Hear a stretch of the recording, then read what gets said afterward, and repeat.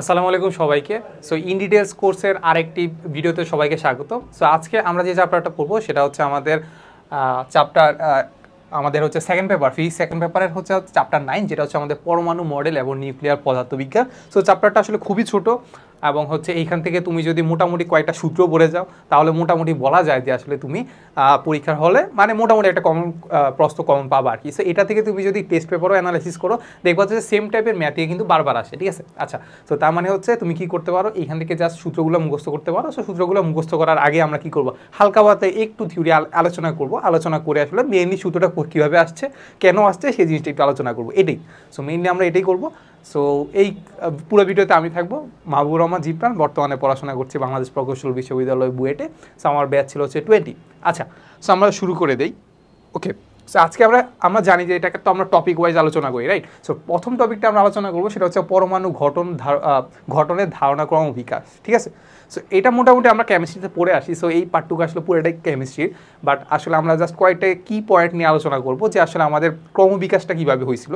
So কয়েকটা model, আমরা সাধারণত 2টা মডেল নিয়ে আলোচনা করবো। সো আমরা দেখি। সো প্রথম যে মডেলটা আছে সেটা হচ্ছে আমাদের, দেখো এখানে জাস্ট কয়েকটা জিনিস দেওয়া আছে যে কে কী করছে, ডাল্টন যা আছে এগুলো জাস্ট আমরা রিডিং পড়বো। আচ্ছা দেখো, আমরা একটু রিডিং পড়ি তাও। দেখো এখানে কী বলতেছে, বলতেছে যে রবার্ট বয়েল সর্বপ্রথম মৌলিক পদার্থ সম্পর্কে এক ধরনের ধারণা দেন। ওকে, তারপর তিনি বলেন যে সমস্ত পদার্থকে অতি ক্ষুদ্র অংশে বিভক্ত করার পরেও এর নিজের ধর্মের বিলুপ্তি ঘটে না বা তা হতে কোনো ধর্মের সৃষ্টি হয় না, তাকে আমরা বলি মৌলিক পদার্থ, ঠিক আছে। ওকে, তাহলে আমরা মৌলিক পদার্থ মোটামুটি জানি যে আসলে কোনো একটা পদার্থকে ভাঙতে থাকলে সেটা যদি তার অবস্থার তার সেম ধর্ম বজায় রাখে তাহলে আমরা তাকে মৌলিক ধর্ম বলতেছি। আর যৌগিক পদার্থের ক্ষেত্রে কী হয়, কিছুক্ষণ ভাঙার পরে যেমন হচ্ছে আমরা যে যৌগিক পদার্থের কথা চিন্তা করতে পারি যে H2O, আমি একটু কালো কলম দিয়ে লিখি, যেমন আমরা চিন্তা করতে পারি যে আমরা H2O তে তুমি চিন্তা করতে পারো যে H2O তে কী কী থাকে, চিন্তা করো, একটা অক্সিজেন থাকে আর 2টা কি থাকে, হাইড্রোজেন থাকে। তার মানে তুমি বুঝতে পারতেছো যে তুমি একটাকে ভাঙলা, এটাকে ধরো পানি অনেকগুলো আছে, পানি এটা 1000টা আছে, 1000টা কি আছে, 1000টা পানির অণু আছে। এই অণুগুলোকে ভাঙতে ভাঙতে একটা পয়েন্টে তুমি এই একটা অণু নিয়ে কাজ করতে পারবা। এবার এই একটা অণুকে যখন ভাঙবা তখন দেখবা সেটা আর আগের অবস্থা রাখতেছে না, বা এই H2O যেটা আছে এটাকে ভাঙার পরে তুমি কিন্তু আর পানি পাবা না, ঠিক আছে। তখন এই জন্য আমরা ওই পদার্থটাকে বলতেছি কি, যৌগিক পদার্থ, ঠিক আছে। তো এইটুকু জিনিসপাতি দেওয়া আছে। এরপরে বলতেছে যে বিজ্ঞানের ডাল্টন আসছিল, বিজ্ঞানের ডাল্টন এসে আমাদেরকে কি বলছিল, বিজ্ঞানের ডাল্টন এসে আমাদেরকে বলছে যে পদার্থের গঠন সম্পর্কে 3টি মতবাদ দেয়, মানে খুবই যুগান্তকারী মতবাদ ছিল কিন্তু এই 3টা, ঠিক আছে।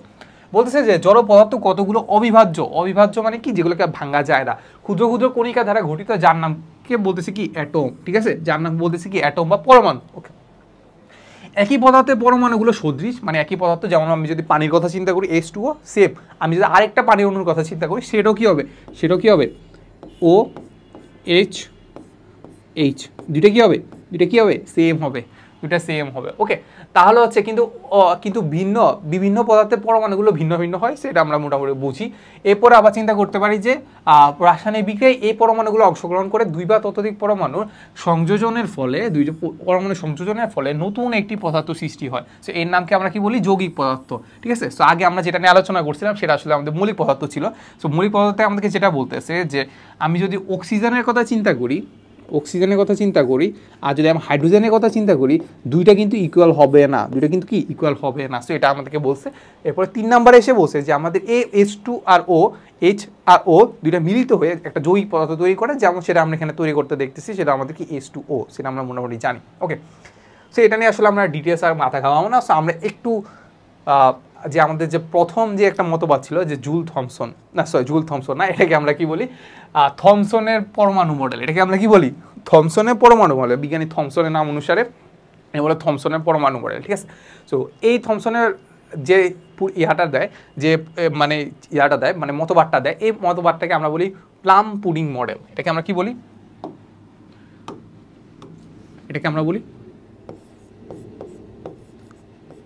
Plum pudding model.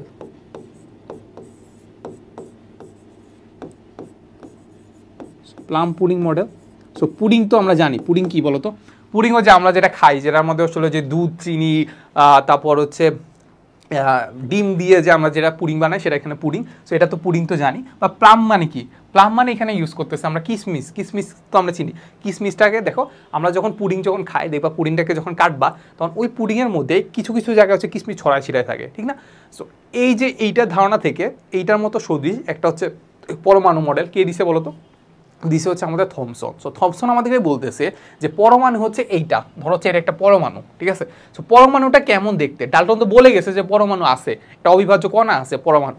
ওই পরমাণুটা কেমন দেখতে সেটার জন্য বিভিন্ন বিজ্ঞানী বিভিন্ন ধরনের মতবাদ দেয়। সো এই প্রথম মতবাদ দিচ্ছে হচ্ছে আমাদের থমসন। থমসন আমাদের কি বলছে, এই একটা পুডিংয়ের মতো একটা সদৃশ একটা কি আছে, পজিটিভ চার্জিত একটা বস্তু আছে, পজিটিভ চার্জিত একটা কি আছে, বস্তু আছে। ওই পজিটিভ চার্জিত বস্তুর মধ্যে ইলেকট্রন বা হচ্ছে যেটাকে আমরা নেগেটিভ চার্জিত যেটা বলি, ঋণাত্মক চার্জিত যেটা আছে, ঋণাত্মক চার্জিত বস্তুগুলো আসলে কি আছে, ছড়াই ছিটায় আছে। তাকে কি বলতেছে, ছড়াই ছিটায় আছে। সো এখানে তো আমাদেরকে এটাই বলতেছে, ঠিক না? তাহলে এখানে আমরা যেটা দেখতে পাইতেছি যে এই হচ্ছে এই যে তড়িতাহিত ধনাত্মক গোলক, এই গোলকটাকে আমরা কি বলতেছি, এই গোলকটাকে আমরা বলতেছি কি তড়িতাহিত ধনাত্মক গোলক, এইটাকে বলতেছি কি তড়িতাহিত ধনাত্মক গোলক। আর এই গোলকের মধ্যে এই যে এই কিসমিসের মতো অংশগুলো আছে না, এগুলো কি আমাদের নেগেটিভ চার্জ, এগুলো কি আমাদের নেগেটিভ চার্জ, ইলেকট্রন। সো এটা আসলে আমাদের এই জিনিসটাকে বোঝাচ্ছে আর কি, ঠিক আছে? সো এটা হচ্ছে আমাদের প্লাম পুডিং মডেল। সো এইটা হচ্ছে আমাদের পুডিং। পুডিংটা কি আমাদের বলতো, পুডিংটা এখানে আমাদের কি ঋণাত্মক চার্জিত, সরি ধনাত্মক চার্জিত, পজিটিভ। পুডিংটা কি বলতো আমাদের পজিটিভ, পজিটিভ চার্জিত। আর প্লাম যেটা আছে যেটাকে আমরা কিসমিস বলতেছি ওইটা আমাদের কি বলতো, ওইটা আমাদের ঋণাত্মক চার্জিত, ঠিক আছে? সো এইটার পরে আসলে আমাদের পুরো সব কিছু আসলে এভাবে চলতেছিল। বাট পরে হচ্ছে আমাদের কি রাদারফোর্ড আসছিল, রাদারফোর্ড আসছে আমাদেরকে দেখছিল যে আসলে আমাদেরকে আলফা কোনা বিচ্ছুরণ প্রক্রিয়া। সো ওইটা আর আমরা এখানে আজকে দেখাবো না, কারণ আলফা বিক্রিয়াটা আসলে তোমরা আলফার যে বিচ্ছুরণ প্রক্রিয়াটা আছে ওইটার মধ্যে পরীক্ষার মাধ্যমে কী কী জিনিস পাইছি ওগুলো আমরা সব 9-10 থেকে পড়ে আসতেছি, ক্লাস 8-এও পড়ছি। প্লাস হচ্ছে আমরা যে আমাদের যে একাডেমিক কোর্সের যে ক্লাসগুলো আছে ওইগুলোতেও দেওয়া আছে, প্লাস বইতে খুব সুন্দর করে দেওয়া আছে, প্লাস এগুলো আমরা অনেক পড়ে আসতেছি, ঠিক আছে? সো এই জিনিসটা আমি আলোচনা করলাম না। সো রাদারফোর্ড 1911 সালে আলফা বিচ্ছুরণ প্রক্রিয়ার মাধ্যমে দেখায় যে আসলে আমাদের কি, যে আমাদের ইলেকট্রনগুলো আসলে কি একটা কক্ষপথ বরাবর ঘুরে, প্লাস হচ্ছে ছোট একটা অল্প জায়গার মধ্যে অল্প বেশি ঘনত্বের খুব অল্প একটা জায়গার মধ্যে অবস্থান করে আমাদের নিউক্লিয়াস। ওই নিউক্লিয়াসে কি থাকে বলতো, প্রোটন থাকে আর কি নিউট্রন থাকে, আর চারপাশে ঘুরতে থাকে কি ইলেকট্রন। সো এটা মোটামুটি আমরা জানি যে সৌর মডেলটাকে বলে। ওকে, সো এরপরে এটা থেকে আমরা পরে সরে আসছি কোথায়, রাদারফোর্ডে না। এরপর রাদারফোর্ড থেকে এখন আমরা আসবো বোরে। রাদারফোর্ড থেকে আমরা কোথায় আসবো, এই যে দেখো বোরে, ঠিক আছে? সো বোর হচ্ছে আমাদের রাদারফোর্ড যে পরীক্ষাগারে কাজ করতো সেখানের একজন কর্মচারী ছিল, কাইন্ড বলা যায় যে ওর একটা অ্যাসিস্ট্যান্ট ছিল, ঠিক আছে? অ্যাসিস্ট্যান্ট, ওই অ্যাসিস্ট্যান্ট রাদারফোর্ড থেকে দেখে সে আরও একটা মতবাদ দেয়। ওই রাদারফোর্ডের কিছু সীমাবদ্ধতা ছিল, ওই সীমাবদ্ধতাগুলোকে সে মাথায় রেখে সে আরেকটা মডেল দাঁড় করায়, ঠিক আছে? সো সেটা কখন দাঁড় করায়, তোমরা যারা হচ্ছে ম্যাট দিবা, মানে কি মেডিকেল দিবা, সো তাদের জন্য এই জিনিসগুলো ইম্পর্টেন্ট। যে 1913 সালে হচ্ছে 1911 সালে দিছিল আমাদের রাদারফোর্ড, 1913 সালে আমাদেরকে বোর একটা পরমাণু মডেল আবিষ্কার করে, ঠিক আছে? আবিষ্কার করে না, পরমাণু মডেল দেয়, ঠিক আছে? ওইটারও কিছু সীমাবদ্ধতা ছিল আমরা জানি। তো ওই পরমাণু মডেল অনুসারে সে বোর যেটা বলতেছিল যে বোরের পরমাণু মডেল অনুসারে যে আসলে ইলেকট্রনগুলো আসলে কীভাবে ঘুরতেছে সেই জিনিসটা আমাদেরকে ঠিক করে বলে দেওয়া নেই। সো বোর সেটা ঠিক করছে। প্লাস হচ্ছে পরমাণু মডেলগুলোতে ইলেকট্রনগুলা ঘুরতে ঘুরতে একবার মাঝপথে চলে আসে না কেন, ইলেকট্রন যখন ছাড়তেছে, ইলেকট্রন কী করে, শক্তি ছাড়ে। আমরা জানি ম্যাক্সওয়েলের তত্ত্ব অনুসারে যখন কোনো একটা জিনিসের অ্যাক্সিলারেশন থাকে, কোনো একটা জিনিসের অ্যাক্সিলারেশন যখন থাকে, সো ম্যাক্সওয়েলের ব্যাপারটা আমরা একটু বুঝাই, চলো। সো ম্যাক্সওয়েল যেটা বলতেছে যে ধরো ম্যাক্সওয়েল যেটা বলে সেটা হচ্ছে আমাদের কোনো একটা কণা যদি থাকে, চার্জিত কণা, কি থাকে বলতো, চার্জিত কণা। তো চার্জিত কণা যদি অ্যাক্সিলারেশন থাকে, কি থাকে বলতো, অ্যাক্সিলারেশন থাকে, মানে সে যদি গতিশীল থাকে তাহলে কি হয় জানো, সে কি করে, সে হচ্ছে তড়িৎ চুম্বকীয় তরঙ্গ ছাড়তে থাকে, ঠিক আছে? ইলেকট্রোম্যাগনেটিক ওয়েভ ছাড়তে থাকে। কি ছাড়তে থাকে বলতো, ইলেকট্রোম্যাগনেটিক ওয়েভ কি করে ছাড়তে থাকে। ইলেকট্রোম্যাগনেটিক ওয়েভটাকে আমরা বলতেছি হচ্ছে কি, আমরা বলতেছি কি এনার্জি, আমরা কি বলতেছি এনার্জি। তার মানে আমরা বুঝতে পারতেছি সে এনার্জি ছাড়তেছে। সে এনার্জি যখন ছাড়তেছে এখন কোনো একটা জিনিস ধরো এরকম ঘুরতেছে, ধরো হচ্ছে আমি চিন্তা করি এই হচ্ছে আমাদের এটা হচ্ছে ধর আমাদের সেই নিউক্লিয়াসটা, এই হচ্ছে আমাদের সেই নিউক্লিয়াসটা, এই নিউক্লিয়াসটা একটু মাঝ বরাবর নেই, হ্যাঁ এই হচ্ছে আমাদের নিউক্লিয়াসটা। নিউক্লিয়াসের বাইরে এরকম একটা কক্ষপথে আমাদের কি করতেছে বলতো, এই যে ইলেকট্রনটা ঘুরতেছে, ইলেকট্রনটা কি এইরকমভাবে ঘুরতেছে। এখন যখন সে শক্তি নিঃসৃত করতেছে, ধরো হচ্ছে আমি শক্তি নিঃসৃত করে দেখাই, যে ধরো হচ্ছে সে কী করতেছে, শক্তি দিচ্ছে, শক্তি দিচ্ছে।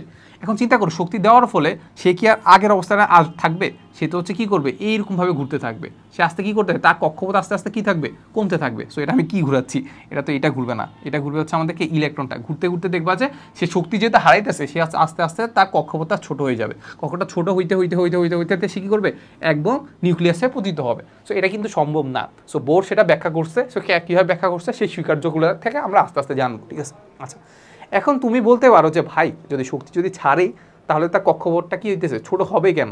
সো নর্মালি এটা আমি একটা এক্সাম্পল দিয়ে বুঝাই, সেটা হচ্ছে দেখো যে ধরো তুমি একটা বালতি নিবা, ঠিক আছে, বালতিতে আমরা ছোটোবেলায় কী করতাম, এরকম পানিগুলো গোলাইতে থাকতাম না?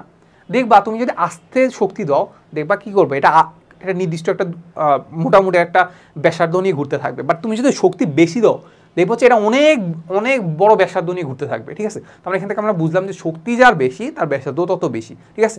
শক্তি যার বেশি তার ব্যাসার্ধ তত বেশি। তার মানে এখান থেকে শক্তি যেহেতু কমতেছে, তার কি, তার ব্যাসার্ধও কমতে থাকবে। সে আরও ছোটো একটা কক্ষপথ নিয়ে ঘুরতে ঘুরতে আস্তে আস্তে কী করবে, সে হচ্ছে কি প্লাস বা হচ্ছে কি এখানে এটা তো আমাদের পজিটিভ চার্জ না, পজিটিভ চার্জে পতিত হবে। ওয়াও, তো আসলে এটা কি পজিটিভ চার্জে কি হবে, পতিত হবে, ঠিক আছে। সো যেটা সম্ভব না, যেটা কি পরমাণু মডেলকে আসলে আমাদের কি, সেটা আমাদেরকে একটা স্টেবল কন্ডিশন দিচ্ছে না। সো এটার মাধ্যমে কে কী করে, বোর সেটাকে কি করে, নালিফাই করে। ওকে, আচ্ছা, সো আমরা একটু বোরে যাই, বোরের স্বীকার্যগুলো আস্তে আস্তে দেখি। সো বোরের স্বীকার্যগুলো আমরা পড়ে আসছি, বাট আমরা আরেকটু ডিটেলস জানবো যে আসলে ব্যাপারগুলো কেন হয়। সো বোর যেটা ফার্স্ট আমাদেরকে যেটা বলতেছে যে আমাদের প্রথম স্বীকার্য, এটাকে আমরা বলি কৌণিক ভরবেগের সংক্রান্ত, কৌণিক ভরবেগ সংক্রান্ত সূত্র, কৌণিক ভরবেগ সংক্রান্ত সূত্র। ওকে, সো আমাদেরকে বলতেছে কোনো স্থায়ী কক্ষপথে আবর্তনকালে ইলেকট্রনের কৌণিক ভরবেগ h/2 পাই এর পূর্ণ সংখ্যার গুণিতক হবে। তার অর্থাৎ কৌণিক ভরবেগ L ইকুয়াল আসলে আমাদের nh/2 পাই। এখানে h হলো প্লাঙ্কের ধ্রুবক। ওকে, অন্যভাবে বলা যায় যে কক্ষপথগুলোতে ইলেকট্রনের কৌণিক ভরবেগ h/2 পাই এর পূর্ণ গুণিতক হবে, সেগুলো অনুমোদিত কক্ষপথ। সো এখানে একটা ভালো একটা লেখা আছে যে অনুমোদিত কক্ষপথ। অনুমোদিত কক্ষপথ জিনিসটা আসলে কি, অনুমোদিত কক্ষপথ জিনিসটা আসলে কি? আচ্ছা, সো আমাদেরকে আগে আমরা কি বলতেছে এখানে আমরা দেখি, সেটা আমাদেরকে বলতেছে যে আমরা যেটা করব সেটা হচ্ছে আমাদের কৌণিক ভরবেগ যেটা আছে, কৌণিক ভরবেগকে আমরা সাধারণত লিখি এল ধারা। কৌণিক ভরবেগকে আমরা কি লিখি, এল ধারা প্রকাশ করি, এল। আচ্ছা, এর আগে আমরা একটা চিত্রটা আঁকি, চলো, ঠিক আছে। সো এইটা আঁকলাম কি, আমরা নিউক্লিয়াস আঁকলাম, কি আঁকলাম বলো, নিউক্লিয়াস। ওকে, তাহলে এটা আমরা একটু নিউক্লিয়াস দিয়ে দিই।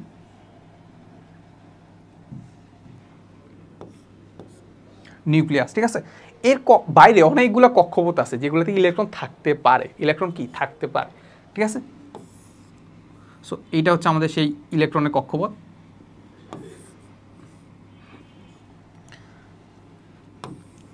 এইটা ধরো আমাদের আরেকটা ইলেকট্রনের কক্ষপথ,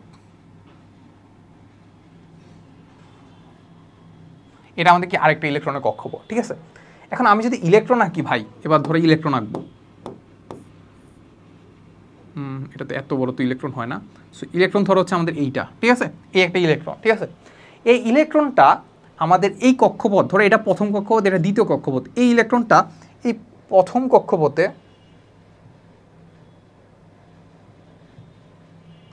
এই ইলেকট্রনটা এই প্রথম কক্ষপথে থাকতে পারে, ধরো প্রথম কক্ষপথে থাকতে পারে, এটা তার অনুমোদিত কক্ষপথ, মানে এই কক্ষপথে থাকতে পারে।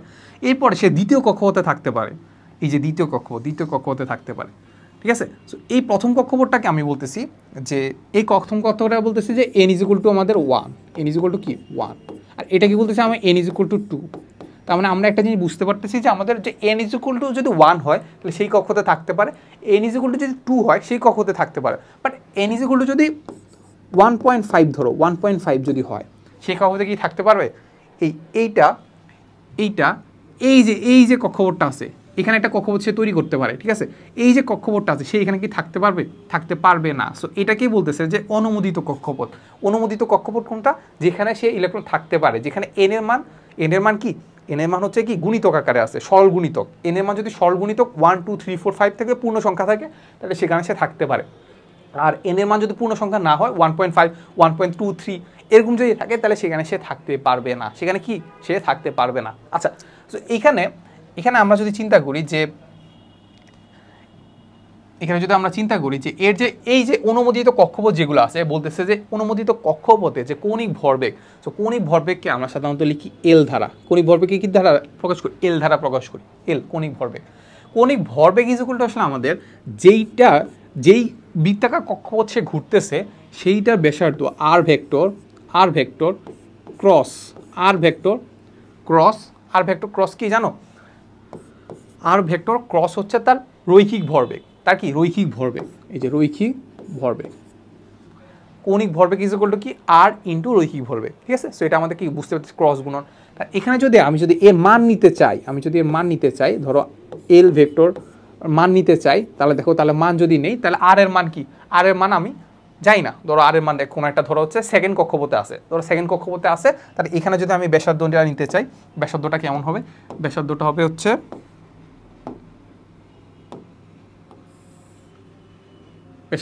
এইটা, নাকি? ব্যাসার্ধ হবে এইটা, এটাকে বলতেছি আমি আর, কি আর, ওকে, আর ভেক্টর। ওকে, তাহলে আর ভেক্টরটা আমি ধরে নিচ্ছি যে এটা আর। এরপরে ইনটু হচ্ছে আমাদের ভরবেগ, রৈখিক ভরবেগ কত ধরে নিচ্ছি, এটার একটা বেগ আছে। সো এইটার বেগটা আমি কিভাবে প্রকাশ করবো বলতো? এটার বেগটা প্রকাশ করবো হচ্ছে এই স্পর্শক বরাবর।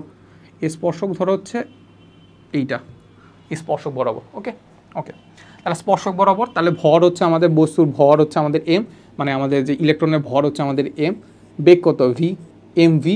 আর হচ্ছে আর কত? আর কত, সরি কি বলতেছি, ভরবেগে আমি নিলাম, এবার লাগবে আমার কত? Sine theta. এবার চিন্তা করো থিটার মান কত? আমাদের আর ভরবেগের মধ্যবর্তী কোণ, আর ভরবেগের মধ্যবর্তী কোণ কত ডিগ্রি? এটা কত ডিগ্রি? 90 ডিগ্রি। তাহলে এই মানটা কত হবে? 90 ডিগ্রি। এই মানটা কত? 90 ডিগ্রি। ওকে, তাহলে যদি 90 ডিগ্রি হয়, তার মানে এখান থেকে আমরা বুঝতে পারতেছি যে আমাদের রৈখিক কৌণিক ভরবেগের মান এল ইজ ইকুয়াল টু আসলে আমাদের কত? এম ভি আর। সাইন থিটার মান কত? সাইন 90 ডিগ্রির মান কত? 1। তাহলে কত হবে? L is equal to m v r. আমাদেরকে বলতেছে যে কৌণিক ভরবেগ m v r is equal to আসলে আমাদেরকে m v r is equal to আসলে আমাদের কত? N h by twice pi. তার মানে কত হবে? N h by twice pi. মানে যে কক্ষপথে আছে সেটার হচ্ছে গুণিতক, সেটা সরল গুণিতক, মানে পূর্ণ সংখ্যাটা। ধরো 2 নম্বর কক্ষপথে আছে, এন এর মান 2, 1.5 কিন্তু হবে না। তাহলে হচ্ছে এন ইজ ইকুয়াল টু কত? ধরো 2 নম্বর কক্ষপথে 2, আর এইচ কত? এই এইচটাকে, এটাকে বলতেছে আমাদের কি? প্রথম স্বীকার্য। সো এটাকে আমি একটু কালারিং করে নিই, ঠিক আছে? সো এটা হচ্ছে আমাদের কি? প্রথম স্বীকার্য, ঠিক আছে? তো এই প্রথম স্বীকার্যর ক্ষেত্রে দেখো এই জিনিসটা আমাদের কি? এটাকে বলতেছি কি? এইচটাকে আমরা কি বলতেছি? এটাকে বলতেছি আমরা প্লাঙ্কের ধ্রুবক।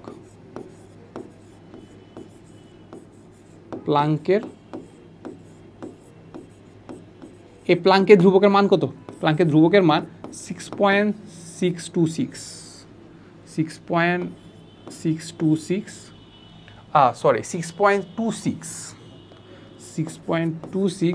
ইন্টু 10⁻34 জুল সেকেন্ড, ঠিক আছে? 6.26 ইন্টু 10⁻34 জুল সেকেন্ড। ওকে, সো প্লাঙ্কের জানি, আর টুয়াইস পাইয়ের মান তো আমরা জানি, ঠিক আছে? এটা আসলে সে কোথা থেকে দিছে? সে নিজেও জানতো না, বাট পরে ডি ব্রগলি এসে সেটা প্রমাণ করে দিছে। সো এটা একটা সীমাবদ্ধতা কাইন্ড অফ, যে বোর আসলে এই সূত্র কোথা থেকে দিছে সে কিন্তু জানতো না। পরে ডি ব্রগলি এসে প্রমাণ করে গেছে যে আসলে এই সূত্রটা কি? ভ্যালিড, ঠিক আছে? সো আসলে আমরা এখন এই ব্যাপারটাই জানবো যে আসলে m v r is equal to n h by twice pi, এটার ব্যাপারটা আসলে কীভাবে সঠিক, ঠিক আছে? সো এটার জন্য আমাদেরকে একটু হালকা করে ডি ব্রগলির ব্যাপারটা একটু বুঝতে হবে, যে ডি ব্রগলি আসলে আমাদেরকে কী বলে গেছে, ঠিক আছে? ডি ব্রগলি নামে একজন বিজ্ঞানী ছিল। সে তিনি আমাদেরকে বলছে যে আমি যদি পৃথিবীর যা কিছু চিন্তা করি না কেন, সব কিছুর আসলে কী আছে? দুইটা বৈশিষ্ট্য আছে। কি আছে? দুইটা বৈশিষ্ট্য আছে। একটা তার কণার বৈশিষ্ট্য, আর একটা তার কি? ওয়েভ বা হচ্ছে তরঙ্গের বৈশিষ্ট্য। তরঙ্গ মানে কি আমরা জানি যে এরকমভাবে কী থাকে, তরঙ্গ কী করতে থাকে? দুলতে থাকে না? দুলতে থাকে। আর কণা কী থাকে? যেমন আমরা কণার মতো চিন্তা করতে পারি, কিংবা আমরা একটা পার্টিকেল যদি চিন্তা করি, যেমন ইলেকট্রনের কথা যদি চিন্তা করি, সে কী করে থাকতে? একটা কণার মতো আচরণ করে, ঠিক না? সো ডি ব্রগলি বলে গেছে যে কোনো প্রত্যেক বস্তুরই আসলে দুইটা কি থাকে? দুইটা বৈশিষ্ট্য থাকে। একটা হচ্ছে কি? ওয়েবের, আরটা হচ্ছে কি? ওয়েব প্রপার্টিস থাকে, আর একটা থাকে আমাদের কি? পার্টিকেল প্রপার্টিস থাকে, ঠিক আছে? তাহলে আমরা একটু লিখি, তাহলে ডি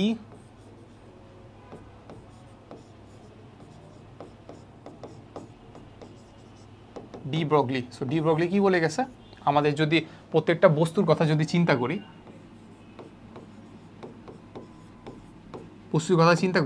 বস্তুর আসলে কয়টা বৈশিষ্ট্য থাকে,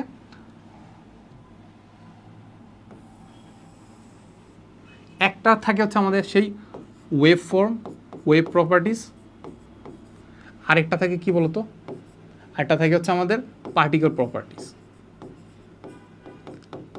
ঠিক আছে। সো ব্যাপারটা হচ্ছে এমন যে ধর আমি যদি আমার কথা চিন্তা করি, আমার মধ্যে কিন্তু ওয়েভ ফর্ম আছে বা ওয়েভ প্রপার্টিস আছে, বাট সেটা খুবই কম। সো আমার মধ্যে সবচেয়ে বেশি কি আছে, পার্টিকেল প্রপার্টিস, ঠিক আছে।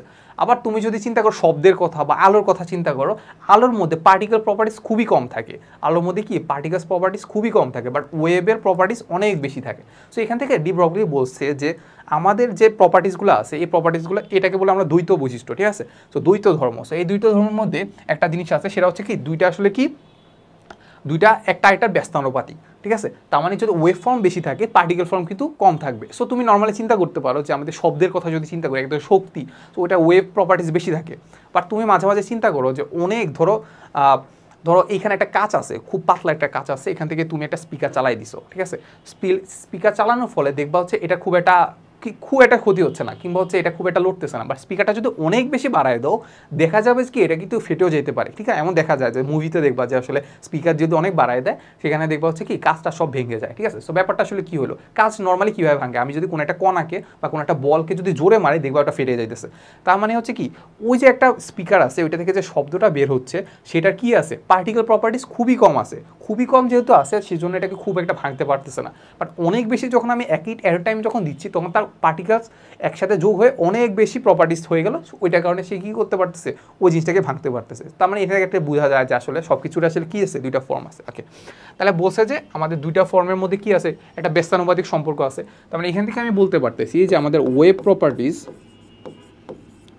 প্রপার্টিস পি দ্বারা প্রকাশ করলাম ইজ প্রপোর্শনাল টু আসলে 1/1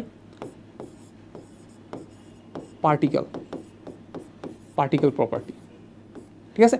একটা ব্যস্তানুপাতিক, পার্টিকেল ইয়া যদি অনেক বেশি হয়, তাহলে আমাদের ওয়েভ ফর্ম কি অনেক কমে যাবে। যেমন আমাদের ক্ষেত্রে পার্টিকেল প্রপার্টিস অনেক বেশি, এই জন্য ওয়েভ প্রপার্টিস কি অনেক কম, ঠিক আছে। সো এইখান থেকে ডি ব্রগলি একটা সূত্র দিছে, সেটা হচ্ছে আমাদের ইলেকট্রনের ক্ষেত্রে আমাদের যে সূত্রটা দিছে, সেটা হচ্ছে আমাদের ওয়েভ প্রপার্টিস, যেটা আসলে আমরা বলি ল্যামডা দ্বারা। এটাকে আমরা কী ধারা প্রকাশ করি, ল্যামডা দ্বারা, বা তরঙ্গ দৈর্ঘ্য যেটা আছে, সেটা ইকুয়ালটা আসলে আমাদের কত হবে, সেটা ইকুয়ালটা আসলে আমাদের h/mb, ল্যামডা ইকুয়াল টু কি h/mb, ঠিক আছে। সো এটা আমাদেরকে কে বলে গেছে, ডি ব্রগলি বলে গেছে। এটা কে বলে গেছে, ডি ব্রগলি বলে গেছে। সো এটাকে আমরা বলি ডি ব্রগলি সূত্র, এটাকে আমরা কি বলি, ডি ব্রগলি সূত্র, ঠিক আছে। সো এখান থেকে তুমি যদি একটু খেয়াল করো যে এখানে আমাদের যে ল্যামডাটা আছে, এই ল্যামডাটা আসলে কি প্রকাশ করতেছে, এই ল্যামডাটা আমাদেরকে প্রকাশ করতেছে আমাদের যে তরঙ্গ দৈর্ঘ্য। তার মানে এখান থেকে আমরা কি বলতেছি, এটা কোন ধর্ম প্রকাশ করতেছে, এটা আমাদের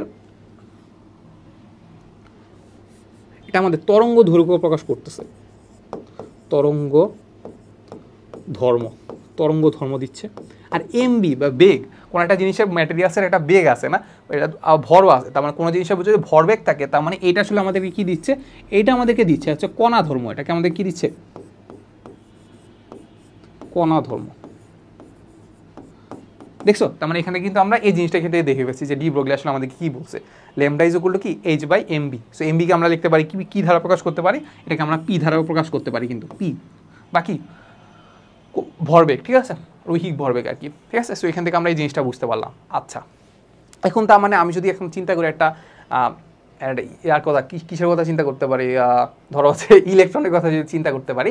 সো ইলেকট্রন আসলে কি করে, ইলেকট্রনের একটা কণা ধর্ম আছে, কি আবার কি আছে, ওয়েভ ফর্মও আছে, বা হচ্ছে কি যেটা আছে আমাদের কি বলে, এটাকে বলতেছি তরঙ্গ ধর্মও আছে, ঠিক আছে। তার মানে এখন আমি যদি এর একটা কক্ষপথ চিন্তা করে থাকি, ধরো হচ্ছে আমি একটা কক্ষপথ চিন্তা করলাম, ধরো এই হচ্ছে আমাদের সেই ইলেকট্রনটা, এই হচ্ছে আমাদের কি সেই ইলেকট্রন, এটা হচ্ছে আমাদের কি ধরো নিউক্লিয়াসটা।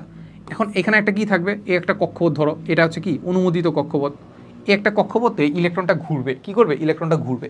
তো ইলেকট্রনটা হচ্ছে আমাদের এইটা, ইলেকট্রনটা কি আমাদের এইটা, এই ইলেকট্রনটা এই কক্ষপথ বরাবর সে কী করবে, সে ঘুরবে।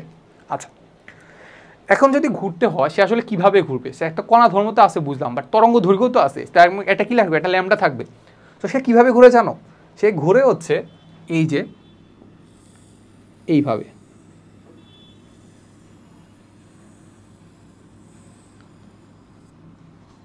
সো ব্যাপারটা আসলে এই জায়গাটা হয় নাই, এই জায়গাটা আসলে আরেকটু একটু ইয়া করে দিই, তাহলে এখান থেকে আমরা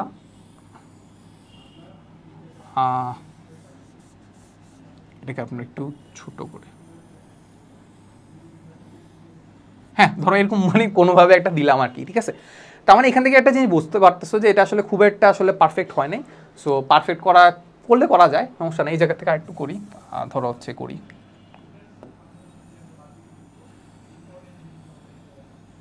হ্যাঁ ঠিক আছে মোটামুটি হয়েছে। সো এখান থেকে আরেকটু ছোট করে দিই,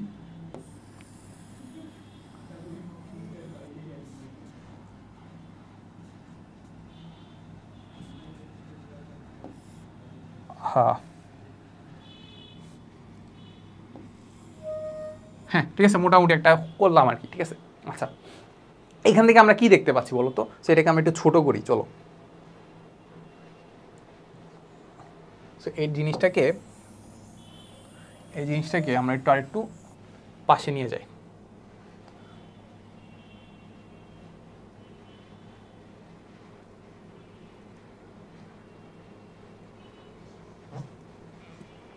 এই জিনিসটাকে আমি এই জায়গায় রেখে দিই, ঠিক আছে ওকে। তারপর এই জিনিসটাকে আমরা একটু এই জায়গায়, হ্যাঁ এই জায়গা নিয়ে আসছে, ওকে। তাহলে এবার আমরা একটু দেখি, ঠিক আছে। সো এতটুকু তো আমরা বুঝলাম। তাহলে এখন একটা জিনিস বুঝতে পারতেছি যে একটা ইলেকট্রন যদি পথ অতিক্রম করতে হয়, চিন্তা করো সে এই পুরা ব্যাসার্ধটা আসলে কত, এই পুরা ব্যাসার্ধটা কত, পুরা ব্যাসার্ধটা বা সে আসলে কত দূরত্ব অতিক্রম করতেছে, আলটিমেটলি কিন্তু সে এই পুরা পরিধির সমান ব্যাসার্ধ অতিক্রম, ব্যাসার্ধের সমান, সরি পরিধির সমান কি দূরত্ব অতিক্রম করতেছে। তাহলে অতিক্রান্ত দূরত্ব ইকুয়ালটা আসলে আমাদের কত, টুয়াইস পাই আর। অতিক্রান্ত দূরত্ব ইকুয়ালটা কত, টুয়াইস পাই আর, এটুকু তো আমরা মানি, ওকে। অতিক্রান্ত দূরত্ব is equal to twice pi i r. তাহলে এই twice pi is equal to আসলে কত হবে বলো তো, সে আসলে কতটা এইখান থেকে যদি যাত্রা শুরু করে, এইখানে যদি যায়, এই ফুটটুকু কত, একটা যদি আমি তরঙ্গের কথা চিন্তা করি, তরঙ্গ এই এতটুকু যদি পথ অতিক্রম করে, তাহলে তাকে আমরা কি বলি, এটাকে আমরা তরঙ্গ দৈর্ঘ্য বলি, ল্যাম্বডা বলি, ঠিক আছে। সো ল্যাম্বডা যদি হয়, তারপর আমি বলতে পারি যে সেটা এন ল্যাম্বডা পরিমাণ সে কি করছে তরঙ্গ, ল্যাম্বডা সমান হচ্ছে কি করতেছে, ল্যাম্বডা হচ্ছে কি একটা দিলে আমি ধরতেছি সে এনটা কম্পন দিছে, এনটা যদি কম্পন দেয় আলটিমেটলি তার হচ্ছে অতিক্রান্ত দূরত্ব কত, এনটা কম্পন দিলে এন ল্যাম্বডা তো নাকি।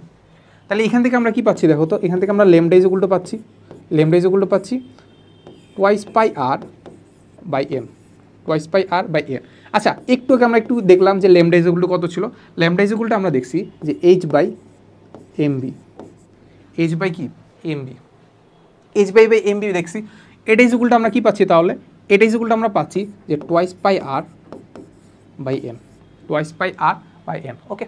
আচ্ছা এখান থেকে একটু আমরা যদি সাজাইলে কি হবে চিন্তা করো, সাজাইলে হবে দেখো টুয়াইস পাই আর, এখানে দেখো এমবি ইন্টু আর যদি করি, m b r is equal to আসলে আমাদের থাকে কত, n h by twice pi, n h by কি টুয়াইস পাই। সো তুমি যদি একটু চিন্তা করো তাহলে কিন্তু এখান থেকে এই জিনিসটা আমরা পাই, এমবিআর ইজ ইকুয়াল টু আসলে কি n h by twice pi, ঠিক আছে। সো এখান থেকে কিন্তু আমরা ডি ব্রগলি থেকে আমরা কি করছি, বোরের যেটা স্বীকার্য দিছিল ওই স্বীকার্যটা এখানে প্রমাণ করে দিছি, ঠিক আছে। সো ডি ব্রগলি আসলে এই জিনিসটাই করছে, ঠিক আছে। খুব সুন্দর একটা জিনিস প্রমাণ, এমবিআর ইজ ইকুয়াল টু কি n h by twice pi. So এখন আমরা দ্বিতীয় স্বীকার্যতে চলে যাই, চলো। দ্বিতীয় স্বীকার্যতে আমাদের কি বলতেছে যে পরমাণুস্থ এটাকে একটু দেখি যে শক্তি স্তর সংক্রান্ত কিন্তু কি এটা স্বীকার্য। সেই স্বীকার্যগুলো মাঝে মাঝে আসে যে আসলে ধরো ক নাম্বারে তোমাকে বললো যে শক্তি স্তর সংক্রান্ত স্বীকার্যটা ব্যাখ্যা করো, সো তুমি এখন হতবাক হয়ে গেছে যে আসলে কোনটা বলছে, ঠিক আছে। সো এইগুলো একটু খেয়াল রাখো। সো আমাদেরকে বলতেছে যে পরমাণুস্থ ইলেকট্রন সমূহ ইচ্ছাকৃত যে কোনো ব্যাসার্ধের কক্ষপথে, অর্থাৎ সব সম্ভাব্য কক্ষপথে নিউক্লিয়াসের চারদিকে পরিভ্রমণ করতে পারে না, যেটা আমরা একটু আগে আলোচনা করছিলাম যে আমাদের কক্ষপথ যতটাই হোক না কেন, সো কক্ষপথ তুমি চিন্তা করো যে আমি যদি এটা যদি নিউক্লিয়াস হয়, এখানে যদি এটা যদি আমাদের সেই কক্ষপথটা হয়, এই কক্ষপথে যে আমি একটা কালো কালার দিয়ে আঁকলাম, এই কক্ষপথটাকে আসলে এক্সিস্ট করে না, কিন্তু এটা জাস্ট আমি একটা কাল্পনিক রেখা আঁকলাম যে ইলেকট্রন এই কক্ষপথে ঘুরতেছে, এই কক্ষপথে যে ইলেকট্রন ঘুরতেছে সেটা প্রমাণ করার জন্য জাস্ট আমি একটা কাল্পনিক একটা রেখা টেনে দিছি বা বৃত্তাকার রেখা টেনে দিছি, বুঝা গেছে। তার মানে এই জিনিসটা কিন্তু এক্সিস্ট করে না। তার মানে আমি এখন চাইলে বলতে পারতাম যে আসলে ইলেকট্রনটা হয়তো বা এই দিক থেকে ঘুরতেছে, ঠিক আছে। এখন বলতে পারবো কি পারবো না সেটা ডিপেন্ড করে আমাদের ওই সূত্রের উপর, NH/2π। ওইখানে n এর মান কত, এখানে দেখো আমি যদি চিন্তা করি যে MVR ইজ ইকুয়াল টু আসলে আমাদের কত, NH/2π। দেখো কি কি কনস্ট্যান্ট, H কনস্ট্যান্ট, 2π কনস্ট্যান্ট, ঠিক আছে। এখন আসলে ভেরিয়েবল কোনটা আছে, ভেরিয়েবল আছে আমাদের এখানে n ভেরিয়েবল আছে। আর কি ভেরিয়েবল আছে, এই যে মোটামুটি একটা নির্দিষ্ট একটা কি থাকে, নির্দিষ্ট একটা ধরো হচ্ছে আমাদের ব্যাসার্ধ, সরি এখানে ভর কিন্তু কনস্ট্যান্ট, এখানে আসলে চেঞ্জ কি হয়, বেগ চেঞ্জ হয় আর ব্যাসার্ধ চেঞ্জ হয়, ঠিক আছে।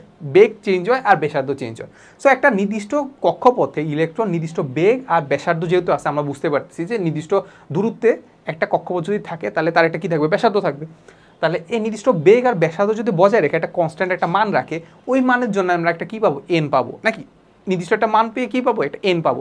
ওই n এর মান যদি আমরা পূর্ণ সংখ্যা পাই তাহলে সেইখানেই সে কী থাকবে, ইলেকট্রন থাকতে পারবে, এছাড়া ইলেকট্রন থাকতে পারবে না, সেটা কি ইলেকট্রন থাকতে পারবে না। আচ্ছা, এরপর আমাদের কি বলতেছে দেখো, বরং কয়েকটি পৃথক পৃথক নির্দিষ্ট সুবিধাযুক্ত বৃত্তাকার কক্ষপথে পরিভ্রমণ করে এই কক্ষপথগুলোকে স্থায়ী বা অবিকরণযোগ্য কক্ষপথ বলে, ঠিক আছে। তো এই যে কক্ষপথগুলো থাকে না, এই কক্ষপথগুলো হচ্ছে আমাদের কি, যেখানে আমাদের n এর মান ধরো 1, তারপর আরেকটা কক্ষপথ চিন্তা করলাম n এর মান 2, তার মানে এই যে কক্ষপথগুলো আছে না, এই কক্ষপথগুলোকে আমরা সাধারণত বলি কে শেল,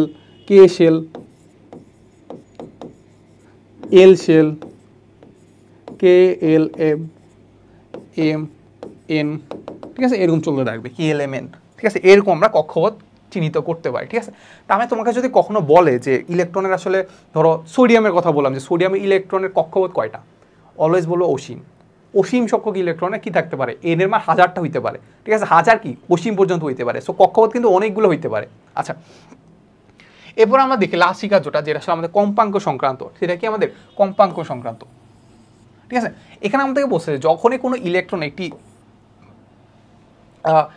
ইলেকট্রন কোনো যথোপযোগী কক্ষপথ হতে অপর একটি যথোপযোগী কক্ষপথে লাফ দেয়, যেগুলো আমরা বলতেছিলাম n=1, n=2, যেগুলো আমাদের কি যথোপযুক্ত, মানে যারা কি ওই সুবিধা পায়, n এর মান ওইখানে যেহেতু পূর্ণ সংখ্যক ওইখানে সে থাকতে পারে, ঠিক আছে।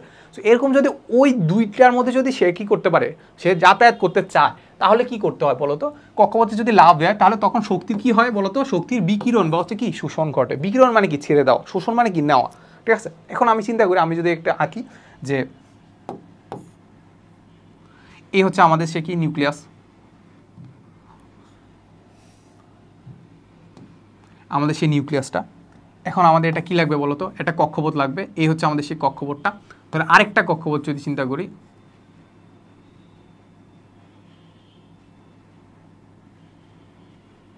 এই হচ্ছে আমাদের সে আরেকটা কক্ষপথ, সরি আরেকটা কক্ষপথ তো আঁকি নেই, এই হচ্ছে আমাদের সে আরেকটা বড় কক্ষপথ।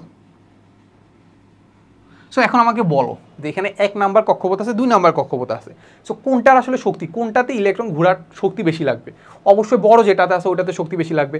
এখন আমি যদি একটা ইলেকট্রনের কথা চিন্তা করি, ধরো হচ্ছে এটা হচ্ছে আমাদের সেই ইলেকট্রনটা হচ্ছে আমাদের, এই ইলেকট্রনটা হচ্ছে আমাদের এই জায়গায় আছে, কোন জায়গায় আছে ভাই, এই জায়গায় আছে, ওকে। এখন সে কি করতে চায়, এই যে এইখানে যেটা আছে এখান থেকে সে এইখান থেকে এইখানে আসতে চায়, প্রথম কক্ষপথে সে দ্বিতীয় কক্ষপথে যাইতে চায়, তাহলে তার কি লাগবে, শক্তি কি গ্রহণ করবে না ত্যাগ করবে, অবশ্যই সে কি করবে, গ্রহণ করবে, কারণ এখানে আসতে তার শক্তি বেশি লাগবে। এখানে সে এভাবে যদি ঘুরতে চায় তার কি লাগবে, তার শক্তি বেশি লাগবে। তাহলে সে এখান থেকে যখন এখানে আসবে, এখান থেকে যখন এখানে আসবে, তখন সে কি করবে, সেই শক্তি কি করবে, সে শক্তি শোষণ করবে। শক্তি কি করবে ভাই, শোষণ করবে, শোষণ করে সে এইখান থেকে এইখানে আসবে, ঠিক আছে। সেম কেসটা সে যদি আবার এইখান থেকে যদি আবার এইখানে আসতে চায়, সে এইখান থেকে যদি এখানে আসতে চায়, সে যদি এখান থেকে এখানে আসতে চায়, তার মানে তাকে কি করতে হবে ভাই, শক্তি বিকিরণ করতে হবে, তার এখান থেকে কি শক্তি কম লাগবে, তাহলে সে কি করবে, শক্তি এই যে বিকিরণ করে দিবে, শক্তি কি করবে ভাই, বিকিরণ করবে। আর এই যে শক্তি যে বিকিরণ করতেছে না, ওই বিকিরিত শক্তিগুলো আসলে কিভাবে বের হয়, ফোটন আকারে বের হয়। কিভাবে বের হয়, ফোটন আকারে বের হয়। ওই বিকিরণের শক্তির যে শক্তিটা আমরা কিভাবে বের করি, শক্তি ইজ ইকুয়াল টু আসলে বিকিরিত, এখানে আমরা লিখে রাখো যে শোষিত বা বিকিরিত বিকিরিত শক্তি ইজ ইকুয়াল টু আসলে আমরা কি ইজ ইকুয়াল টু আমাদের এইচ এফ কি প্লাঙ্কের ধ্রুবক, এফ কি কম্পাঙ্ক, যেটা বিকৃত হইতেছে ওটা কম্পাঙ্ক, ঠিক আছে। সো এখান থেকে কিন্তু আমরা বের করে ফেলতে পারবো। সো আর এটাকে আমরা যদি আরেকটু ভাঙতে চাই তাহলে আমরা এটাও লিখতে পারি যে ইজ ইকুয়াল টু আসলে আমাদের কি এইচ এফ মানে কি, এফ মানে আমরা জানি যে V is equal two F lambda, V এখানে কি, এখানে আমাদের আলোর গতি সমান, ভি ইজ ইকুয়াল টু কি এফ ল্যামডা। তাহলে এখান থেকে দেখো, এখান থেকে আমরা দেখতে পারতেছি ভি ইজ ইকুয়াল টু কি এফ ল্যামডা, আর ভিকে আমরা লিখতে পারি কি হিসাবে সি আকারে। তাহলে এখান থেকে তুমি এফ এর মান কি পাবা, এফ এর মান পাবা সি বাই ল্যামডা, সরি এখানে আমার একটা ভুল করছি, সেটা হচ্ছে আমাদের এখানে হবে এফ ল্যামডা। তাহলে এফ এর মান পাবা কি সি বাই ল্যামডা। তাহলে সি বাই ল্যামডা এটাও তুমি কি করতে পারো, এভাবেও তুমি মাথায় রাখতে পারো, ঠিক আছে।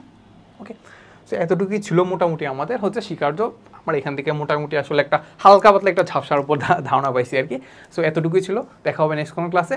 আসসালামু আলাইকুম সবাইকে।